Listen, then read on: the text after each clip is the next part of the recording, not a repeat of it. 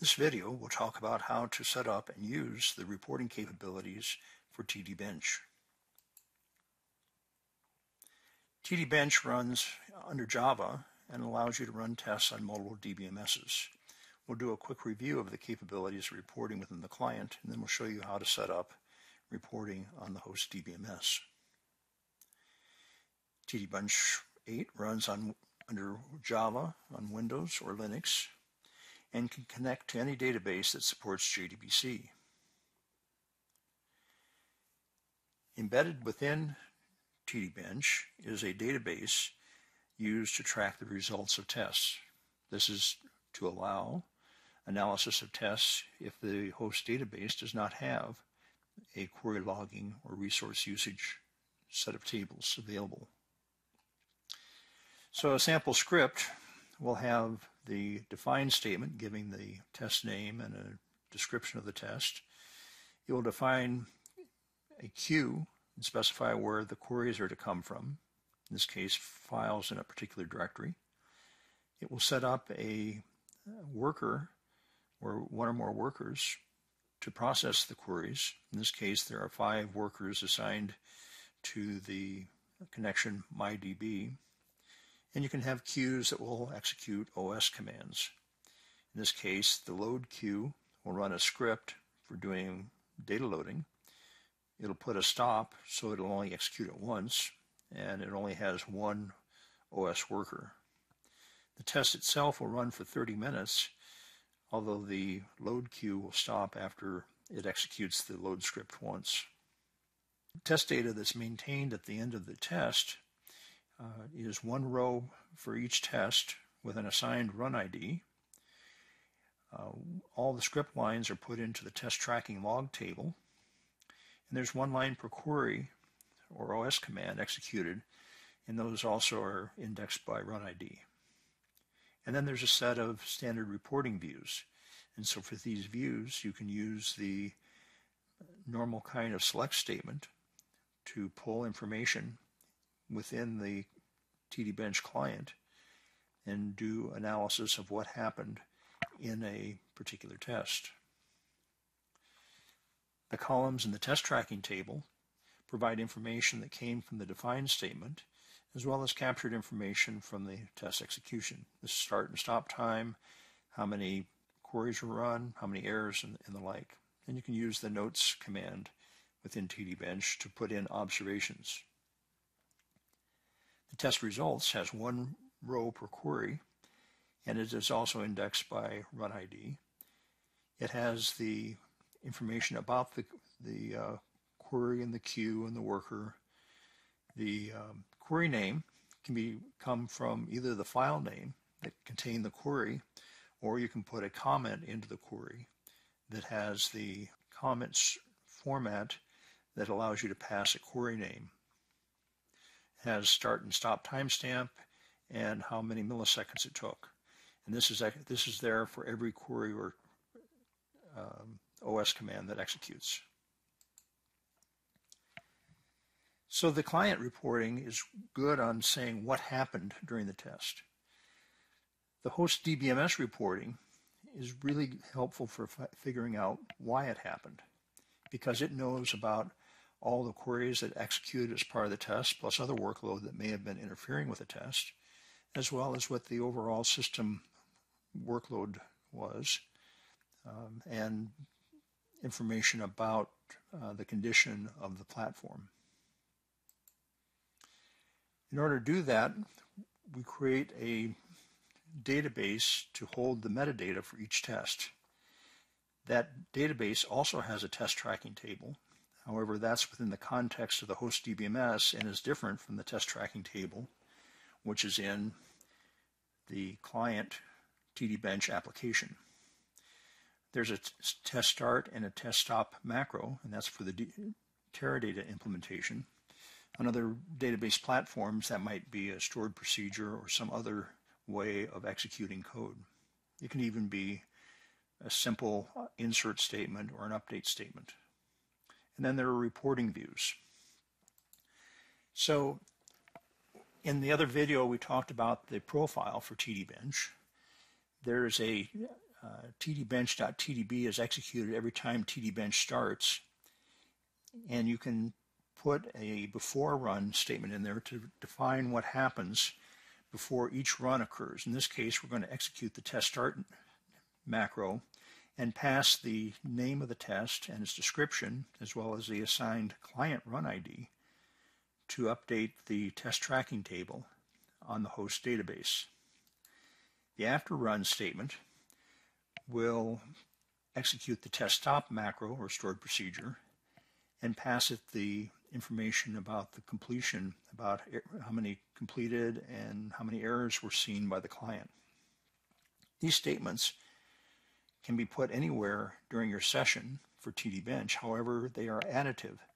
So if you were to put those in your executed test scripts, each time you did it, it would add more statements to be run before or after the run statement. So it's best to put those in the profile so that they're executed once. There is also an option on both of those statements to delete any prior statements so that you can replace rather than add to the currently defined before and after run statements. So now you submit a test with its define, queue, worker, and run statements, plus the other statements that define that test. And what happens as it's executing, when we get down to the run statement, what actually happens is the test start macro is executed, and that creates a row in the test tracking table and assigns a new run ID for that new entry. The actual content of the test that's been defined executes, and when that completes, then the test stop macro is executed, and that updates the test tracking table with the timestamp when the test completed. The columns that are in the Teradata test tracking table include the generated run ID, the client run ID that was passed from test start, other things that were passed from the client like the test name, the run title, the how many seconds was supposed to be executed, and the results. Some of them are calculated, like the reporting stop time. The test start and test stop macros for Teradata are generated dynamically, and at the time that everything is set up, it tests to see whether or not rights have been granted to access syslib to figure out the number of amps and nodes and the current CPU load on each one of the nodes, and the grants to the Teradata workload management database so that we can figure out whether or not what the TASM rule sets are that were in effect for that particular test.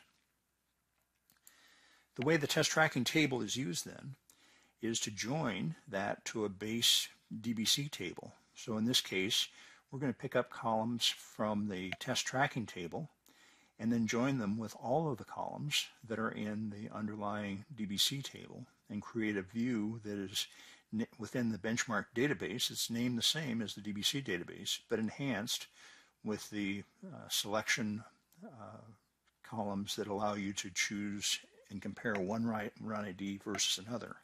And that automatically then pulls only those rows that were generated within the time span of that test start and test stop. This is the complete set of views that are generated.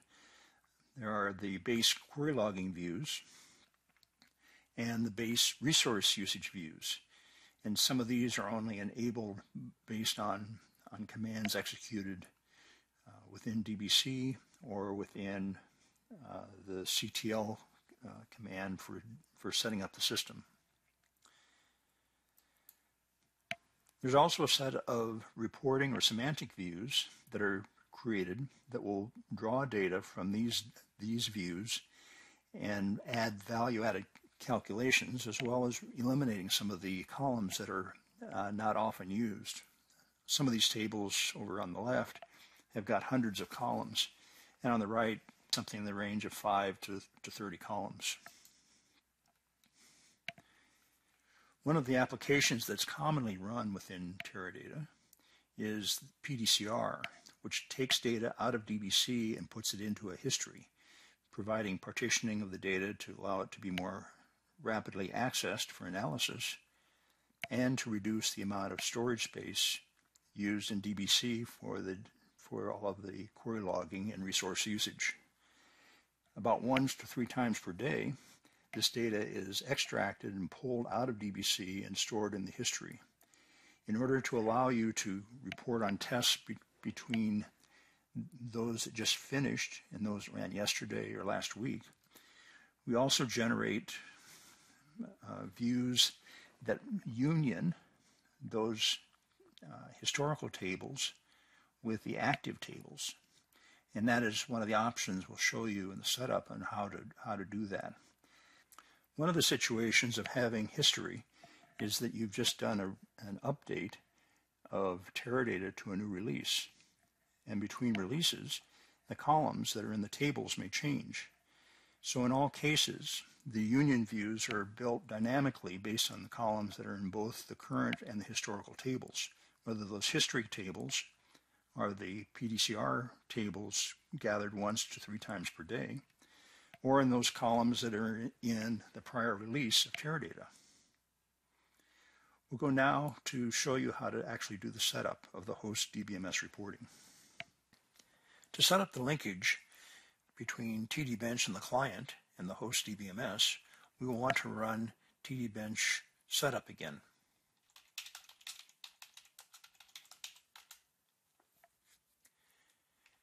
Option 1 provides information about the known databases, and we want to go take a look at the README for setup. It will tell us information about the necessary settings and grants needed for the database on Teradata.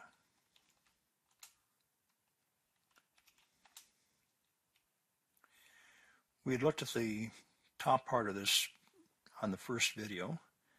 If we scroll down, we begin to get information about the before and after run statement, which was discussed in the last PowerPoint presentation. And then we get to the information about the requirements for the database. It indicates that a user with 50 megabytes is probably sufficient. However, sometimes you may need to store other things in that database. I generally use about 10 gigabytes for that user. And then you want to have a series of grants. If you can get all of these grants done, then you'll get the full functionality of the test tracking. So you want to get that set up on the host database, and then we can proceed to get the rest of the setup done. Option 2 allows us to go back to tdbench.tdb. This time we're going to want to uncomment the before and after run statements. Those will set up the execution of the test start and the test stop macro. Note that we are passing parameters using the colon variables. These are defined within TdBench and will be substituted when it's executed to provide the current test name and test description and information about the run ID, how many were executed, how many errors, and the like. The other kind of variable that you see here are environment variables, and those follow the pattern of the Linux shell script. However, those are the same pattern is used in both Windows and in Linux. It is a $sign with a curly bracket. If you export the value for those, then that will be filled in at execution time when the script is executed. That's all the changes we absolutely need. By the way, there is a command down here to zip up the temporary directory into the logs directory each time you execute. So if you have scripts that produce output logs, this is a way of collecting the artifacts from a test and assigning them under a run ID. We'll save this file and we'll go on to option 3, which is the variables for the DBMS query logging. We will turn off the color.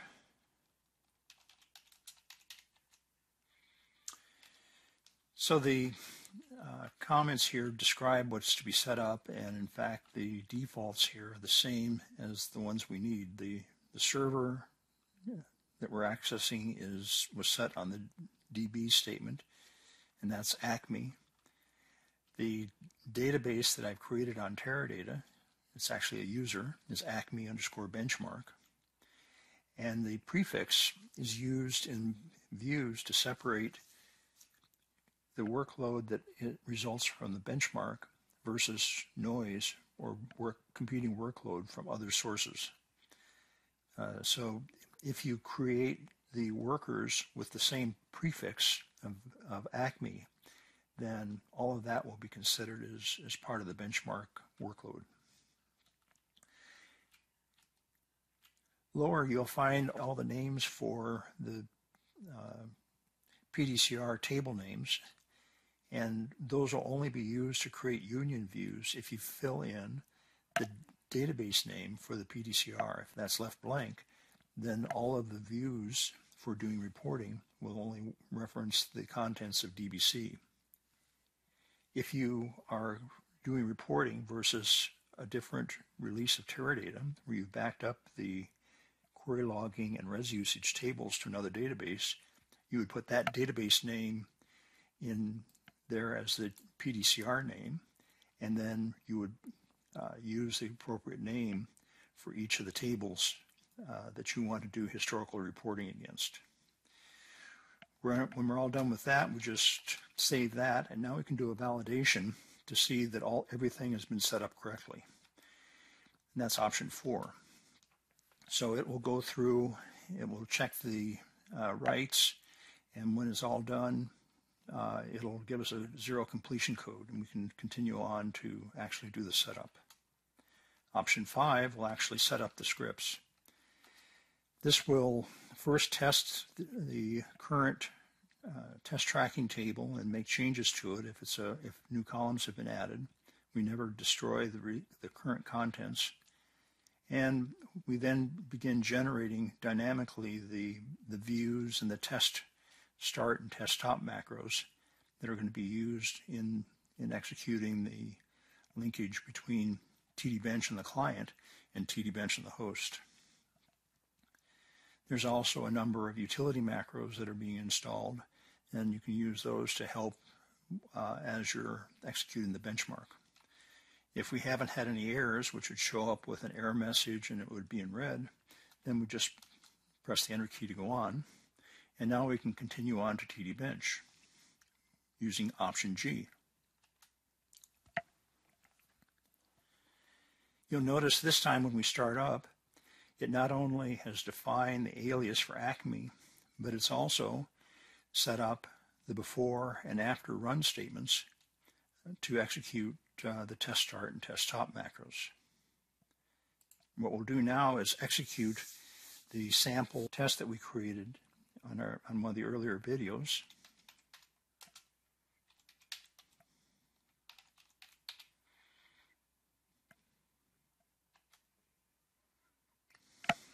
We see now that after the run, it executed the test start macro successfully. It ran the test, and then it ran the test stop macro. And we get a feedback from that macro saying that run ID 1 ran from this timestamp to that timestamp. We can now issue a query against the table.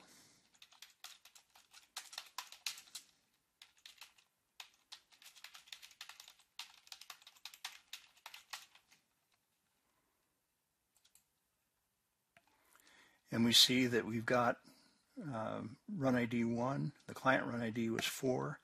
It's picked up the bench system name.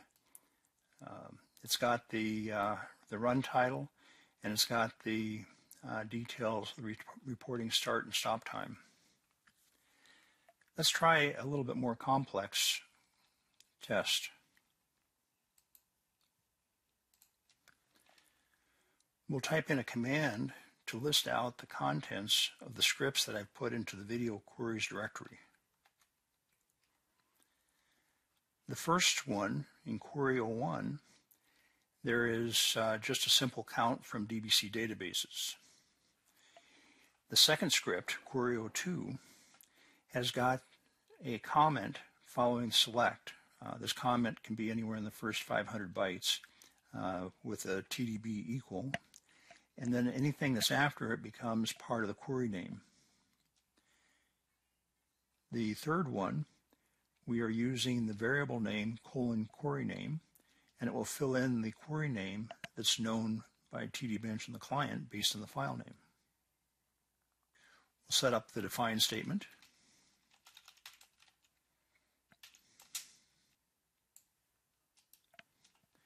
We'll pick up the video queries.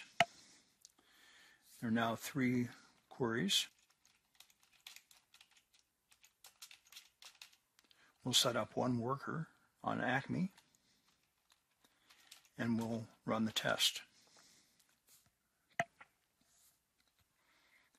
You see now that the test is completed, ran 3 queries and 5 subqueries with 100% complete and 1 error.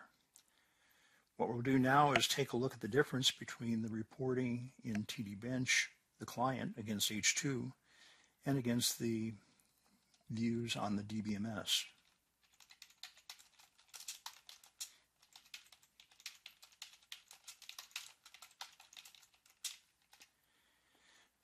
So we'll use the client run ID to pick up all of the rows from the execution of the test.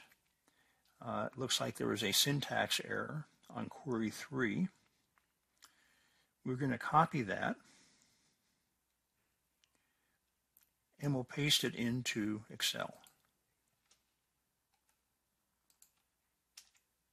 Query logging is only written out every 10 minutes, so we'll need to do